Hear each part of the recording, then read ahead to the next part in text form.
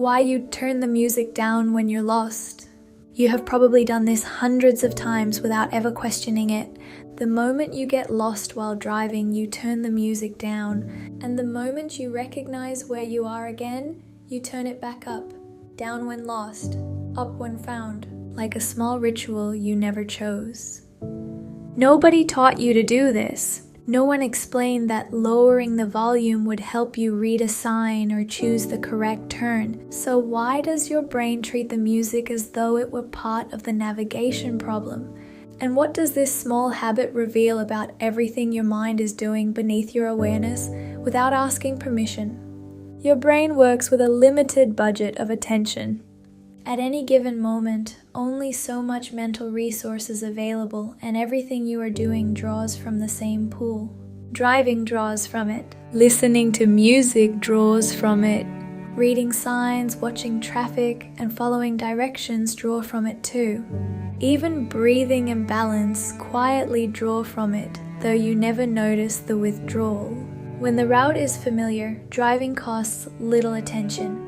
Your hands know the turns before you think about them. Your eyes know where to look without being told. Your brain handles most of the journey on its own, running on memory and habit instead of active thought. That leaves attention free for music, conversation, or whatever thoughts happen to be moving through your head.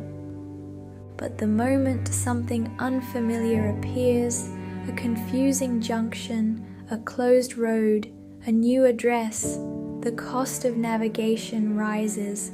Now you have to read signs, compare directions, watch several lanes, and decide fast. The task suddenly requires more attention than it did a moment ago. But your total budget has not grown to match it, so that extra attention has to come from somewhere else. And your brain makes an efficient choice, one it has made countless times before without ever asking you. It removes the nearest input that is not essential. The music.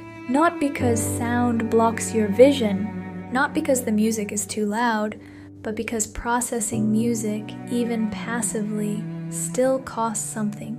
Your brain follows rhythm, melody, lyrics, and shifts in volume whether you are listening on purpose or not. Background music may feel effortless, but it is not free, and your brain treats it as a bill it can pause when funds run low. When navigation becomes harder, your brain decides the music is the easiest expense to cut. The notable part is that you do not consciously decide to turn it down. Your hand moves on its own. The volume drops before you fully form the thought, I need to concentrate. A part of your mind below awareness has already noticed the rise in demand and reduced the source of stimulation. You experience none of the steps in between. You reach for the knob and the decision feels like it belongs to your hand rather than your mind. This is one example of cognitive load management, the brain adjusting competing demands when too many things require attention at once. And it happens constantly, far beyond the car. You slow down in the middle of a sentence when trying to remember a name. You stop walking when you need to think through something complicated. You hold your breath while parking in a tight space as if the silence could help. You stare at one fixed point on the wall when trying to recall a detail that keeps slipping away. You lower the volume on a podcast when the traffic in front of you brakes without warning. These behaviors may look unrelated, but they follow the same logic. Your brain temporarily reduces movement, sound, speech, or visual input so it can redirect attention toward whatever feels most urgent. The music going down is the most visible version of this, a physical control for an invisible adjustment. Most of the other adjustments happen with no dial at all, so you never notice them the same way. But this pattern is not only about driving. When a casual conversation suddenly turns serious, you might mute the television without thinking about it.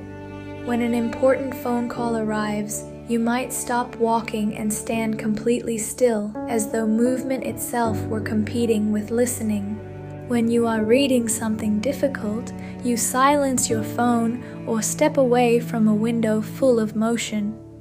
When you are trying to solve a hard problem at your desk, you might close a tab or put your phone face down. When you are meeting someone new, you might lock your eyes on their face while you try to hold their name. When you are taking a test, you might cover part of the page or turn away from a window, cutting off input that has nothing to do with the questions. When you are walking on ice, you stop talking mid-sentence, letting your attention drop straight down to your feet. You may not label these things as distractions, but part of your attention is still tracking them in the background. Your brain notices costs that your conscious mind chooses to ignore, and it acts before you are given a vote. It is doing this all day long in ways too small to register. Reducing, pausing, narrowing.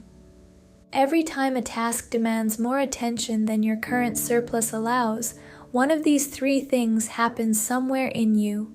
There is a reason your mind evolved to work this way. Attention was never free, even long before cars and music existed.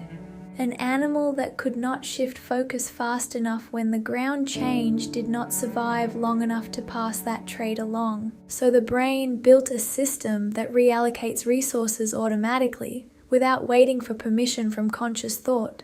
That same system, built for tracking predators and uneven trails, now turns down a song when you miss your exit.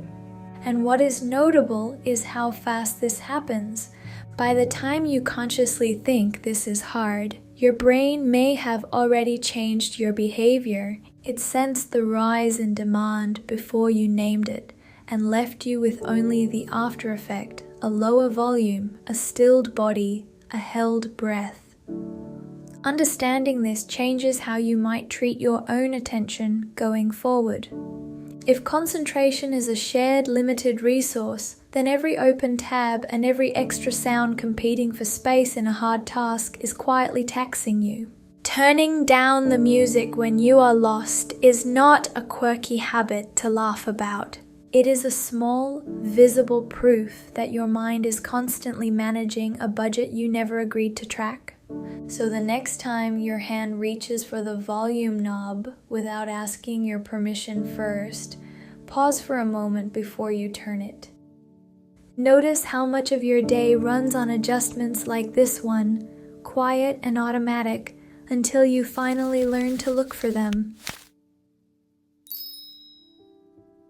Until next time, keep shifting your perspective. Subscribe for more Mind Shift.